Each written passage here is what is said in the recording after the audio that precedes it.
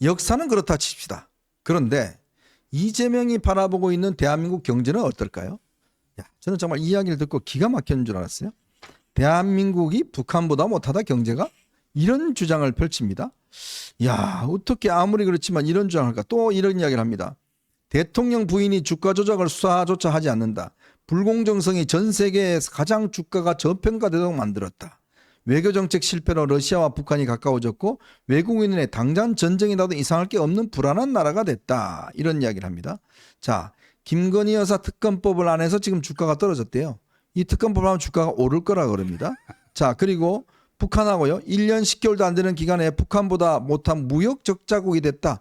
다시 외환 위기를 겪게 될 수 있다. 이렇게도 이야기를 합니다. 이게 얼마나 무식한 주장인지 정말요.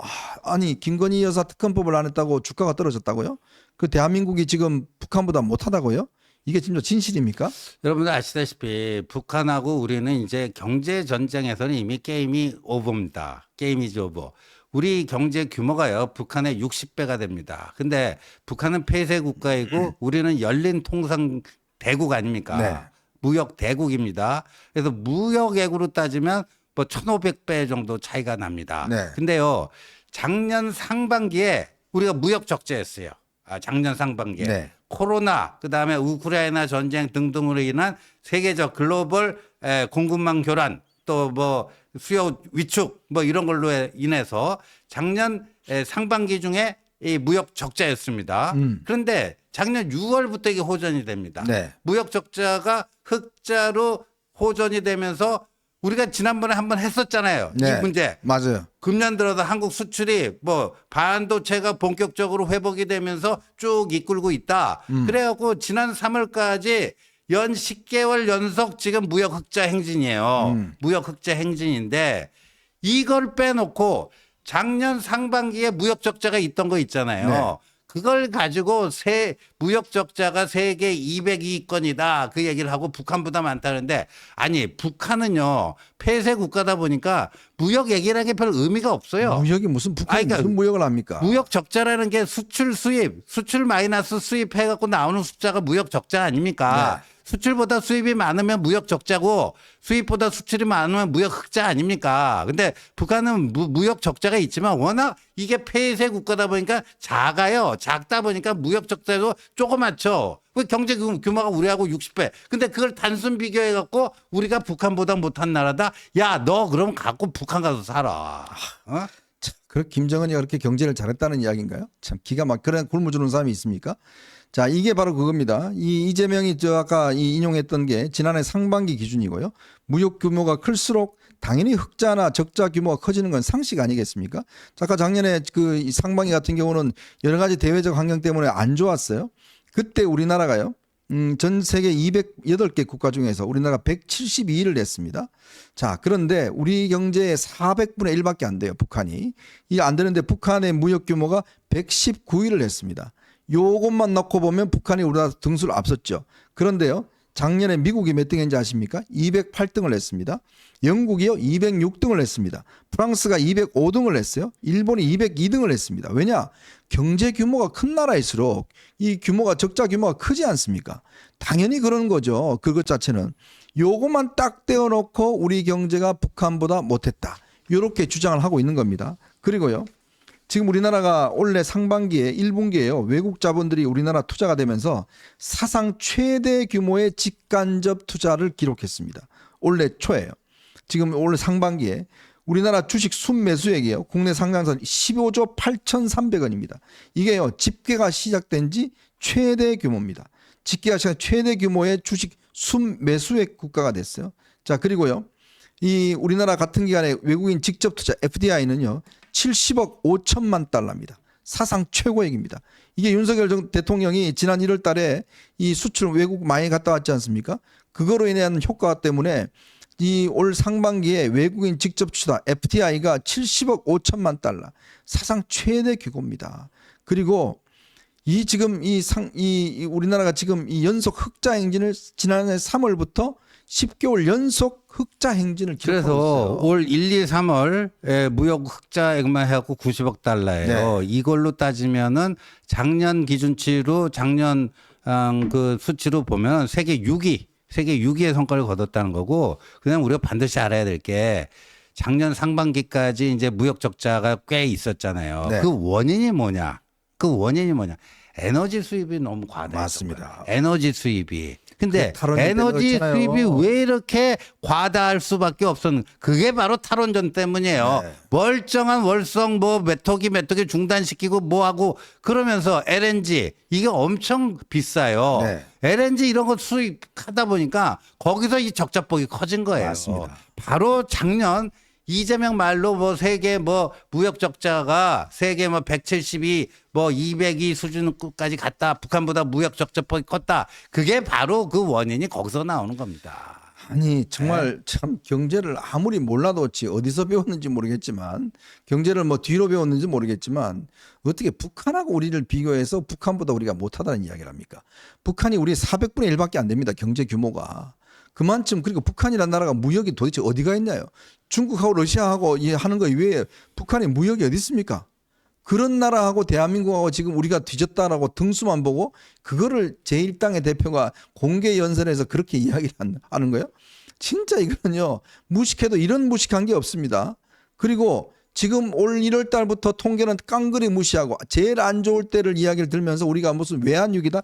지금요. 외환 보유고가요. 우리가 지금 최대 규모의 외환 보유고입니다. 지난 4월 현재 외환 보유고가 4,192억 달러고요. 세계 9위입니다.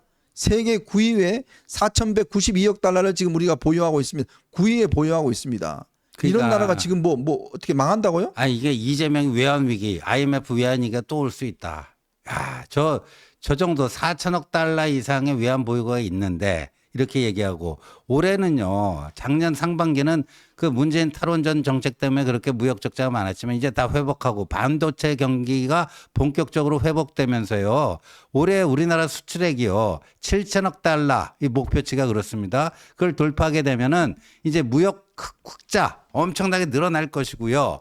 그리고 우리나라가요. 올 지금 IMF나 그 세계은행에서 지금 경제 성장 전망치가 2.3%예요. 네. 2.3%.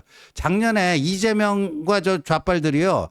작년 우리 경제 성장률이 일본보다 낮다 막 그랬잖아요. 네네.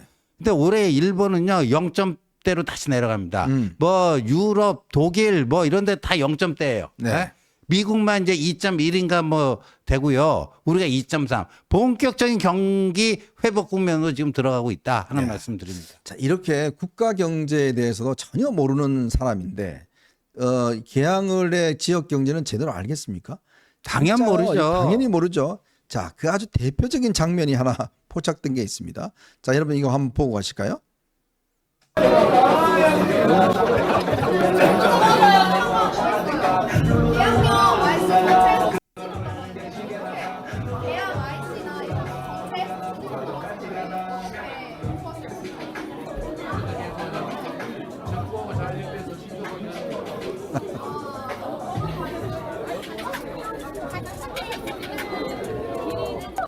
안녕하세요. 나는 여쭤보고 싶은 게 있네요. 지하철 어떻게 오는 거야?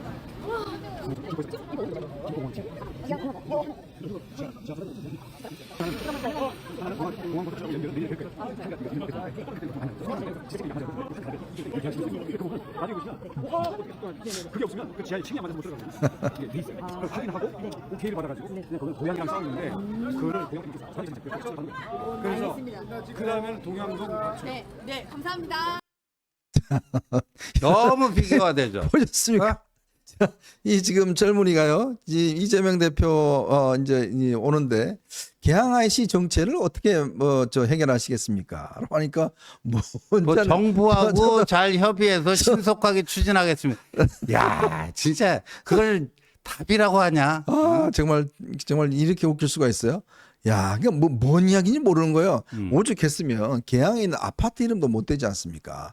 그걸 하나만 대보라고 이야기. 그게 한 아파트가 있거든요. 그래서 이 원희룡 후보가 하나만 대보라고 힌트까지 줬는데도 한 아파트가 있는지 몰라요.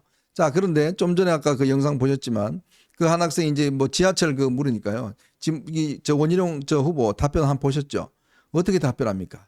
정말 상세하게 아주 자세하게 이야기를 하지 않습니까?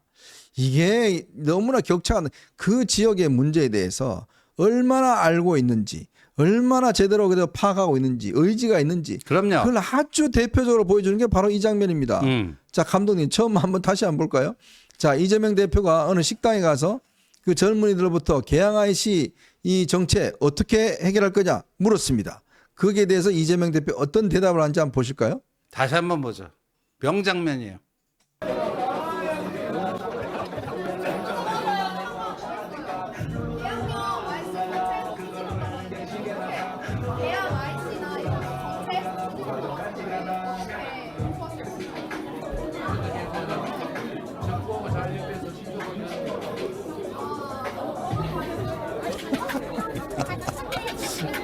그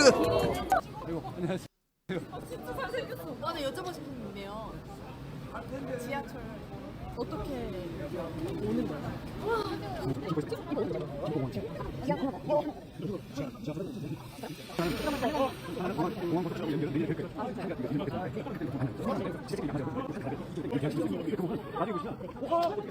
그게 없으면 그 지하에 층이 안 맞아서 못 들어가거든요. 이게 돼 있어요. 그걸 확인하고 오케이를 받아가지고 그냥 거기 고양이랑 싸우는데 그거를 고양이 이렇게 자리에 잡고 하는 거예요. 그래서 알겠습니다. 그 다음에는 동양동 네, 네, 감사합니다. 정말 참 보면 볼수록 참 명장면이네요. 진짜 야 어떻게 저렇게 아무것도 모르고 그 지역의 국회의원이 되려고 하는지. 이게 저건 이제 참. 지역구 무시, 지역 유권자 무시. 니들은 그냥 개돼지니까 나 찍으면 돼. 네. 그거죠. 예. 야, 저 원희룡 저 후보 한 모습 한번 보십시오. 정말 지역 현안에 대해서 정말 깨알같이 알고 어떻게 할 것인지 저 묻는 학생 아마 비슷한 학생 같긴 한데 말이죠. 아마 이렇게 물어봤던 모양인데 저렇게 차이가 납니다. 맞아요. 저러니 정말 개항 주민들께서는 누구를 뽑으셔야 지역 발전이 되겠습니까? 내 삶이 나아지겠습니까? 결국 정치인은 내 삶이 나아지기 위해서 뽑는 거 아닌가요? 저 두 장면만 보시면 누가 내 삶을 더 윤택하게 만들어주고 개항의 발전을 기여할 수 있겠다고 생각하세요? 아무것도 모르는 아파트도 모르는 개항 IC 뭐 맥히는 거 그 정부와 협의해서 이런 분을 뽑겠습니까? 아니면 질문하면 정말 이 그 마스터 플랜을 자세하게 설명하는 그런 후보를 뽑으시겠습니까? 정말 제가 볼 때는 수준차가 나도 저렇게 수준차가 날 수가 있구나. 참 제가 보니까 원희룡 후보가 그동안 선거 한 번도 안 졌거든요. 예. 앉은 이유가 있는 것 같아요. 굉장히 디테일에 뛰어나고 이 저임 방식, 이 선거 방식이 제가 볼 때는 아주 뛰어난 것 같습니다. 저렇게 경제도 모르고 지역 현안도 모르고 오로지 그냥 이 본인의 어떤 개딸의 등에 입어서 방탄하고 이거 하려는 사람이 이런 사람을 제1당의 대표로 또 뽑아서 국회를 이끌어가게 한다? 말이 안 되는 거 아니겠습니까? 안 되죠. 이제 저게 저는 오늘 뭐 그 여론조사 공표 금지 기간 전에 한 여론조사 봤더니 네. 뭐 한 3, 4% 내로 오차 범위 안으로 다시 들어갔더만요. 네. 그러니까 내일 우리 개항 주민들께서 위대한 선택을 해 주실 거라고 믿습니다. 네. 예. 진짜 개항 주민들께서 이 두 장면만 딱 보시면 판단하실 거라고 봅니다. 누가 더 이 지역 발전을 위해서 애써줄 수 있는 인물인지 그건 확실히 이번에 딱 드러났다. 이렇게 저는 보여집니다.